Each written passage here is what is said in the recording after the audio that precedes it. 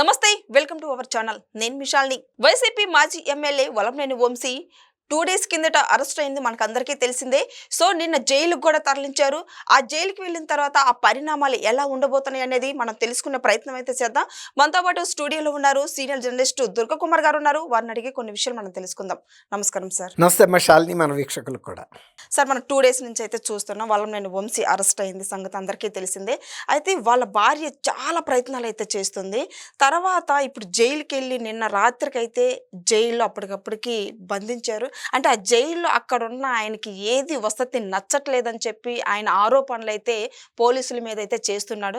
మరి ఈ ఆరోపణలన్నీ ఎలా చూడాలి సార్? దీని మీద మీ స్పందన ఏంటి? ఇప్పుడు జైలు అనేది జైలే కదమ్మా. అవును. ఇప్పుడు జైలు గెస్ట్ హౌస్ కాదు. తర్వాత ఇంకోటి ఏంటంటే, ఆయన 3 సార్లు ఇంతకుముందు శాసనసభ్యుడిగా ఉన్నాడు, సీనియర్ శాసనసభ్యుడు. ఆయన మాట్లాడేది ఎలా ఉందంటే, గడ్డపారంటే తెలుసా నీకు? అది అట్లాంటి గడ్డపారలు గాలికి కొట్టుకుపోతుంటే దూదేకులు వచ్చి మా సంగతి ఏంటని అడిగినాయి అంట. చీఫ్ మినిస్టర్ 3 సార్లు ముఖ్యమంత్రిగా చేసిన చంద్రబాబు నాయుడు గారిని తీసుకెళ్ళి ఇంతకంటే వరస్ట్ కండిషన్లో మీ ప్రభుత్వ హయాంలో జైల్లో పెట్టిన సంగతి ఆయనకు తెలీదా? తెలుసు. ఆయనకు స్నానం చేయడానికి మగ్గు కూడా ఇవ్వలేదు కదా. తర్వాత ఆయన భోజనం చేయడానికి దోమలు కొడుతున్నా కూడా ఫ్యాన్ కూడా పెట్టలేదు. తర్వాత భోజనం ప్లేట్ పెట్టుకు తినడానికి టీపాయ్ కూడా ఇవ్వలేదు. అడిగితే కూడా మాకు పైనుంచి ఆదేశాలండి, మేము ఇవ్వలేమని. మామూలుగా అయితే వాళ్ళు వాళ్ళ దగ్గర ఉన్న ఏదో ఒక కుర్చీ అయినా తెచ్చి అక్కడ పెట్టి దీంట్లో పెట్టుకుని తినండి అని చెప్తారు వాళ్ళు. జైలు సిబ్బంది ఇట్లాంటి పెద్ద వయసు వాళ్ళ పట్ల మానవత్వంతో వ్యవహరిస్తారు జైలు సిబ్బంది వాళ్ళకి ఉన్న పరిమితుల్లో. కానీ పైనుంచి పదే పదే ఆయన్ని ఎంత ఇబ్బంది పెడుతున్నామని పైనుంచి సజ్జల రామకృష్ణారెడ్డి, జగన్మోహన్ రెడ్డి లాంటి వాళ్ళు పోలీసు ఉన్నత జైలు అధికారులకు ఫోన్ చేసి ఎంత వీలైతే అంత వేధించమన్నప్పుడు నిన్న ఈయన్ని తీసుకెళ్ళిన పరిస్థితి ఏంటంటే, జ్యుడిషియల్ కస్టడీకి ఇవ్వమని ఫస్ట్ క్లాస్ మున్సిపల్ మ్యాజిస్ట్రేట్ చెప్తే, జ్యుడిషియల్ మ్యాజిస్ట్రేటు ఆయన అంటాడు బ్యారక్ బాగాలేదు అంటాడు.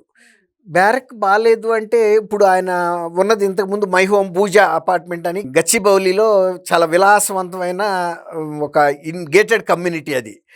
తర్వాత ఆయనకి చాలా పెద్ద పెద్ద ఇళ్ళు ఉన్నాయి. కానీ ఆ స్థాయిగా అక్కడ ఉండమంటే ఉండదు. పూర్వం ఒక సామెత ఉంది, రాజును చూసిన కళ్ళతో మొగుడిని చూస్తే మొట్టబుద్ధి వేసింది. ఇప్పుడు నువ్వు అక్కడికి వెళ్ళిన కారణం ఏంటి? నువ్వు ఒక దళిత యువకుడిని మీద దౌర్జన్యం చేసావు, కిడ్నాప్ చేసావు, అతని మీద ఒత్తిడి తీసుకొచ్చి అతను ఒక కేసు పెడితే దాన్ని ఎస్సీ ఎస్టీ కేసు కోర్టులో ఉపసంహరించావు. ఈ కేసు మీద నువ్వు అక్కడికి వెళ్ళినప్పుడు నీకు రాచమర్యాద, నువ్వేమన్నా స్వతంత్ర పోరాటం కోసం జైలుకి వెళ్ళావా? తర్వాత అంతకుముందు నీ ప్రవర్తన కూడా నీ మీద 16 క్రిమినల్ కేసులు ఉన్నాయని రిమాండ్ రిపోర్ట్లో కూడా రాశారు కదా. ఒకవేళ కనుక నువ్వు అంత క్లీన్ క్యారెక్టరే ఉంటే జ్యుడిషియల్ రిమాండ్ రిపోర్ట్లో రాసింది తప్పని మ్యాజిస్ట్రేట్ ముందు చెప్పాల్సింది.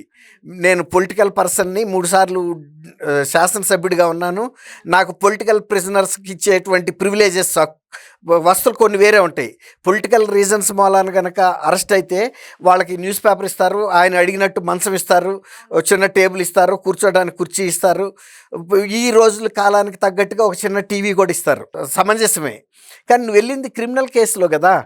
క్రిమినల్ కేసులో వెళ్ళినప్పుడు మరి చంద్రబాబు నాయుడు గారి మీద లేని ఆరోపణలతో స్కిల్ డెవలప్మెంట్ కేసు అని ఒకటి సృష్టించి అరెస్ట్ చేయడానికి వెళ్ళిన డిఐజీ క్యాడర్ ఆఫీసర్ కూడా అసలు కేసు ఏంటో కూడా చంద్రబాబు నాయుడు గారికి చెప్పలేకపోయాడు. అపోజిషన్ లీడర్గా ఉన్నాడు ఆయన నంద్యాలలో. ఆ బస్సులోకి వెళ్ళినప్పుడు ఏ కేసు గురించి అరెస్ట్ చేస్తున్నా మాకు తెలీదు, ఏ సెక్షన్సో తెలీదు, మాకు పైనుంచి ఆదేశాలు ఉన్నాయి, మిమ్మల్ని తీసుకురమ్మన్నారు అంతే అని చెప్పాడు. ఆయనకి ఏమన్నా ఏసీ పెట్టిన బ్యారక్ ఇచ్చారా మీరు? లేకపోతే పాలరాయి వేసిన బ్యారక్ ఇచ్చారా? లేకపోతే ఒక ఫోమ్ బెడ్ ఉన్న బెడ్ ఇచ్చారా మీరు? లేకపోతే ఆయనకి ఏమన్నా ఇత్తడి బకెట్ను కనీసం ఒక ఇత్తడి మగ్గన్న ఇచ్చారా మీరు? అసలు మగ్గే లేదని ఆయన మొత్తుకున్నాడు కదా స్నానం ఎట్లా చేయాలని. తర్వాత ఒక నాటు బ్యారక్లోనే ఇచ్చారు.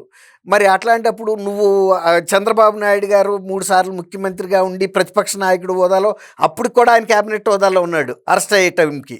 నువ్వేమన్నావు? నువ్వు ఇప్పుడు ఎమ్మెల్యే కూడా కాదు కదా, డిఫీటెడ్ క్యాండిడేట్వి. అలాంటప్పుడు నువ్వు వెళ్ళగానే పోలీసుల మీద అరెస్టు చేసిన దగ్గర నుంచి మొదలు, అంటే మై హోమ్ దగ్గర నుంచి కూడా ఆయన పోలీసుల మీద జులుము. ఆయన లోనకి వెళ్ళాలంటే నువ్వు బట్టలు మార్చుకోమంటే కూడా మార్చుకొని ఇచ్చారు.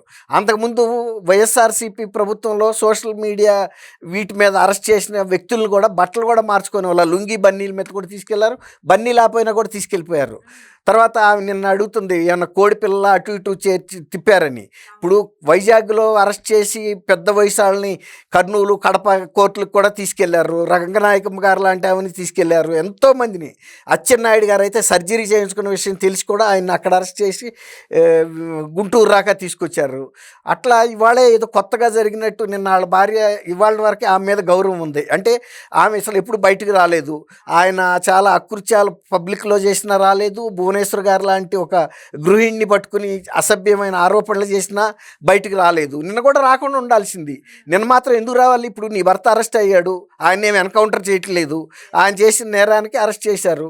ఆ బాధ్యతగా వాళ్ళు ఏం చేయాలో అది చేశారు. కృష్ణలంక తీసుకెళ్లారు, ఇంట్రాగేట్ చేశారు. మ్యాజిస్ట్రేట్ ముందు వితిన్ 24 hours కాదు, ఇంకా 12 hours ప్రొడ్యూస్ చేశారు. ఆయన జ్యుడిషియల్ కస్టడీకి పంపితే జైలుకి తీసుకెళ్లారు.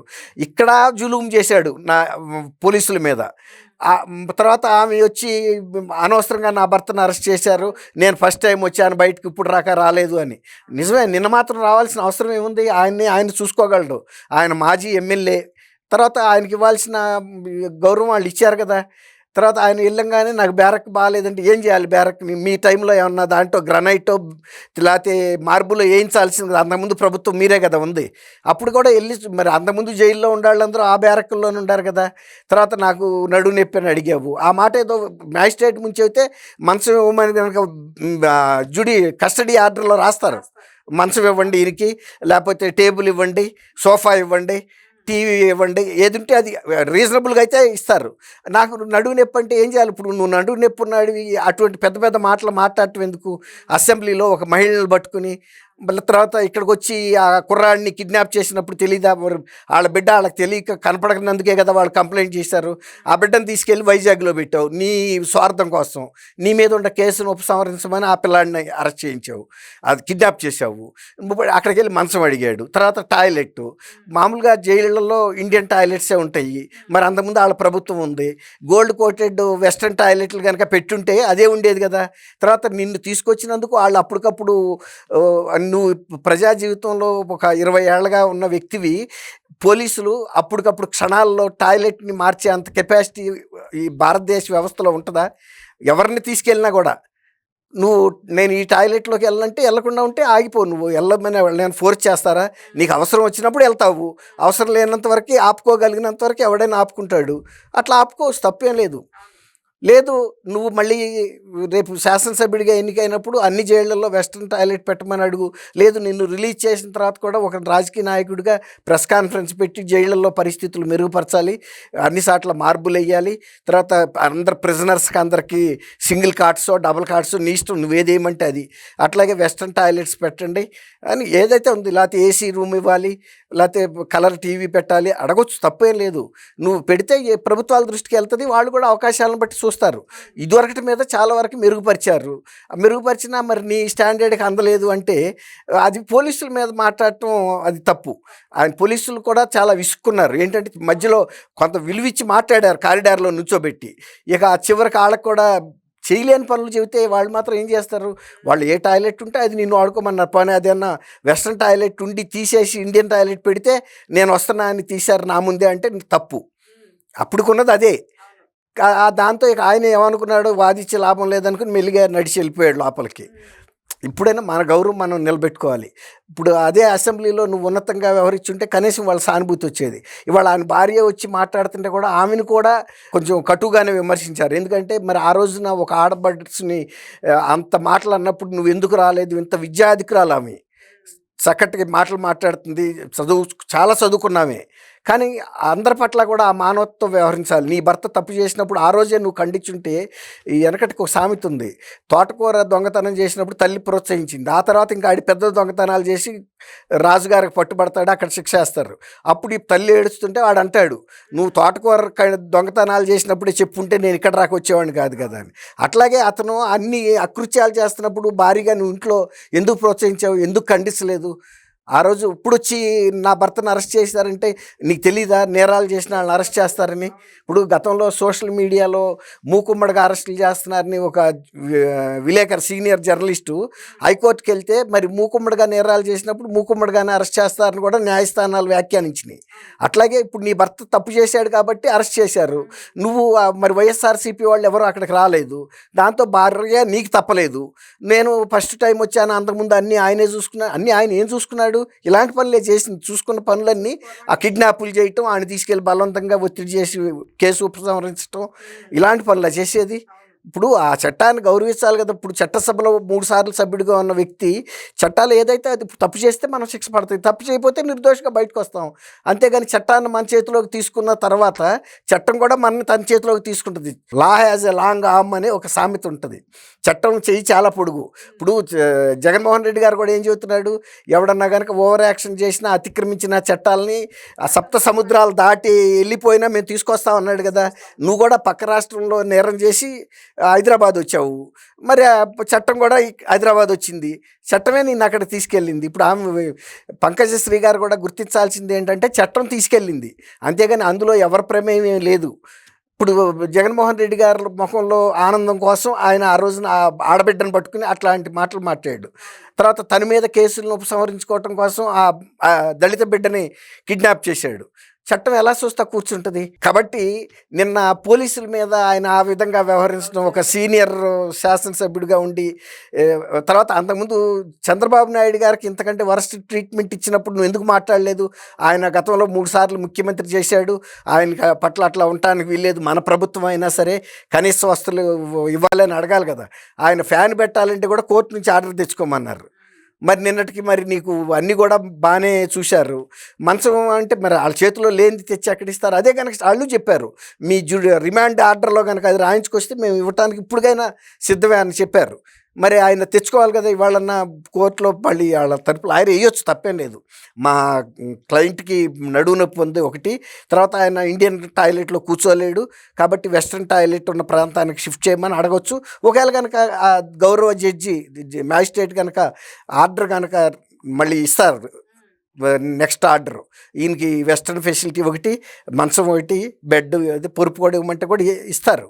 అది కానీ జైలు అధికారులను ఆ విధంగా ఒత్తిడి చేయటం కరెక్ట్ కాదు కదా. సరే, గతంలో కూడా మనం చూసుకున్నాం ఏంటంటే వైసీపీ వాళ్ళకి అందరికీ ఇదొకటి, అంటే బయట దౌర్జన్యం ఎలా చేస్తున్నాము, ఇప్పుడు జైలుకి వెళ్ళినాక కూడా పోలీసుల మీద దౌర్జన్యం చేయటం అంటే వాళ్ళకి అది వినత పత్రంగా ఉన్నట్టు అనిపిస్తుంది. ఏంటంటే ఇంతకు ముందు ఇప్పుడు బోర్గడ్డ అనిల్ పరిస్థితి కూడా సేమ్ గతంలో మనం విన్నాం సార్, చూసాము విన్నాము. జైలు వసతులు ఎట్లా ఉంటాయి వాళ్ళకి, ఇంట్లో ఎట్లా ఉంటుందో వసతులు అట్లా ఉండాలని ఇప్పుడు జైల్లో వాళ్ళు పోలీసుల్ని దౌర్జన్యం చేస్తున్నారంటే దీని మీద ఎలా స్పందించాలి సార్?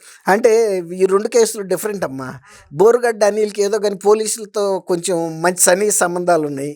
ఆయనకు ఆ పోలీస్ స్టేషన్లోనే 2 టేబుల్స్ని జాయింట్ చేసి దాని మీద బెడ్షీట్స్ ఉలెన్ రగ్గులై పెట్టి దిండు పెట్టి చేశారు. అది పోలీస్ స్టేషను.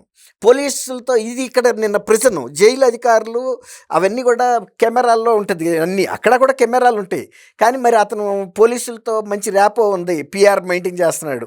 మరి వాళ్ళకి బిర్యానీలు అవి తినిపిస్తున్నాడో ఏంటో మరి అతనితో పాటు. మనం చూసాం కదా హనుమాన్ జంక్షన్ దగ్గర మంచి రెస్టారెంట్కి తీసుకెళ్లారు. తర్వాత ఇక్కడ కూడా బెడ్లు ఆళ్లే పెట్టి సర్ది పసిబిడ్డను పడుకోబెట్టి షేక్ హ్యాండ్ ఇచ్చి వెళ్ళారు. మరి ఇదేమో నిన్న ప్రిజన్ ప్రీమిసెస్లో జైలు అధికారులు చేయలేరు. కాబట్టి అది ఆయన అర్థం చేసుకోవాలి. చూసే వాళ్ళకి కూడా నిన్న ఆయన పట్ల సానుభూతి రాలేదు. జైలు అధికారుల మీద ఆ విధంగా జులుము చేయటం అనేది.